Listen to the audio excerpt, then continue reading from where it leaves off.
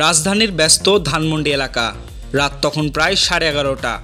Star কাবাবের পেছনের গলিপথে হঠাৎ করেই দেখা যায় একদল সশস্ত্র গোয়েন্দা পুলিশ। মুহূর্তেই এলাকার নীরবতা ভেঙে পড়ে চাপা উত্তেজনায়।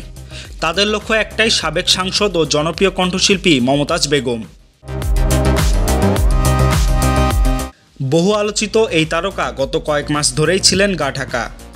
ছাত্র জনতার গণ আন্দোলনের সময় ক্ষমতার বিরুদ্ধে অবস্থান নিয়ে নিজের রাজনৈতিক ভবিষ্যৎ অনিশ্চিত করে ফেলেছিলেন।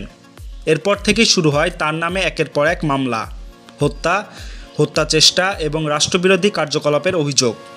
ডিবি সূত্র জানায়, গোপন সংবাদের ভিত্তিতে সোমবার রাতে অভিযান চালিয়ে তাকে ধানমন্ডির একটি বাসা থেকে গ্রেপ্তার করা হয়। বাসার দরজায় ধাক্কা, উত্তেজিত কণ্ঠস্বর আর হঠাৎ জ্বলে ওঠা টর্চলাইট সব মিলিয়ে পুরো দৃশ্য যেন কোনো থ্রিলার সিনেমার চিত্রনাট্য। গ্রেপ্তারের সময় মমতাজ ছিলেন একেবারে নীরব।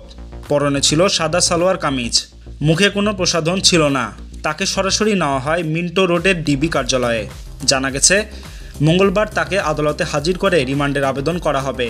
জনগণের মনে এখন একটাই প্রশ্ন, শিল্পী না রাজনৈতিক? কোন ভূমিকায় ইতিহাস মনে রাখবে মমতাজ বেগমকে?